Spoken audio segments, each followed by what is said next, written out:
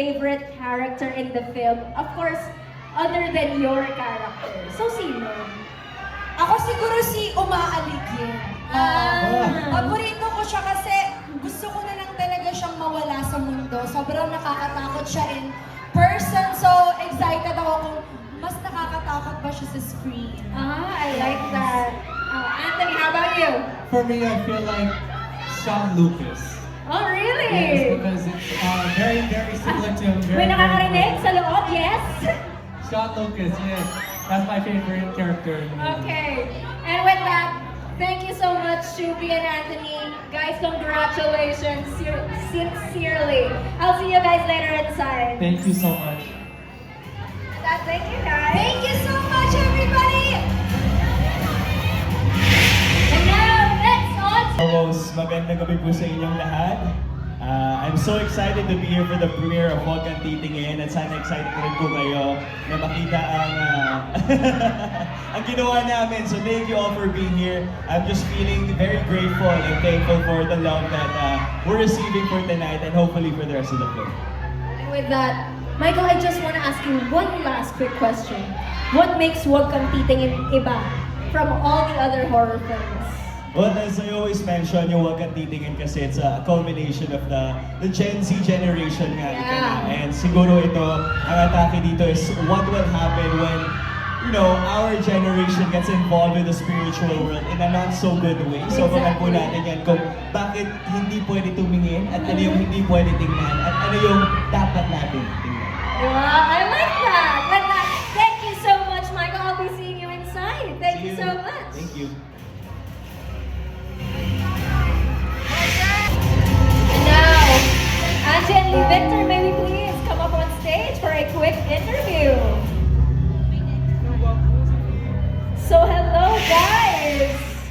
Good evening to you guys! So first of all, how are you feeling? Mahilig ba kayo sa horror or kinakabahan kayo? Actually, ako super excited ako to watch a horror movie kasi I haven't watched in so long. And with Lee and Eliza and Anjay, so I feel really excited to see kasi most of them are my friends din. Yeah, I can see that. So boys, how about you? Excited? Kinakabahan for horror? Ako kinakabahan ako for horror kasi hindi, well, I mean, magugulat din kasi talaga ako. Pero syempre, doon tayo sa experience, di ba? Alam kong magugulat tayo dito at yun yung inaantay ko rin. Super fan ako ng horror, kaya super excited ako na panoorin yung Huwag Kang Titingin. Tsaka, yung nga sinabi ni Winona na, puro actually mga friends namin, mga kabatchmate din namin sa PBB ang mga mapapanood namin dito. Kaya, yan, ready na ako matakot. Ready na silang matakot and I hope you guys are too. So thank you so much everyone. I'll be seeing you guys inside. So yeah, thank you guys.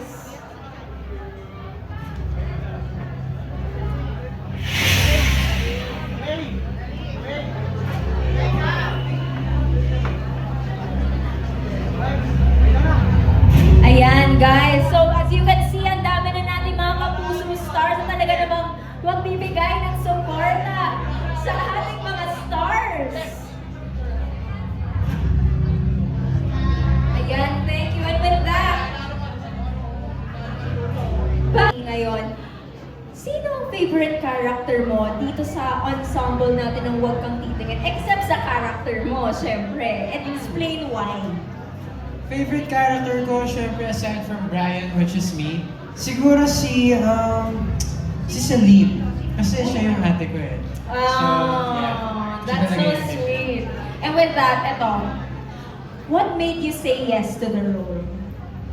Well, of course, aside sa medyo marami-rami akong nagawa na horror movies before, siguro I saw something different dito sa Huwag Kang Titingin that made me say yes. And of course, it's another opportunity at ibang atake naman to sa horror. So I'm just really open to like work on it.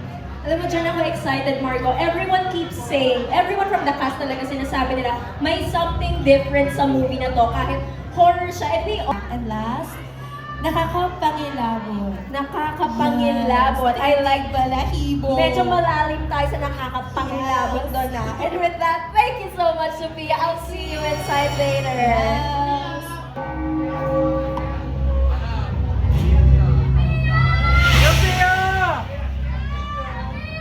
And with that, of course, part of our amazing Nakakatakot? Nakakaba? Nakakagulat. Parang natakot din ako dun sa sinabi ni Alan. Parang ang daming mangyayaring jump scare. Pero aabangan namin yan. Thank you so much, Alan. We'll see you inside. Thank you so much. And now next,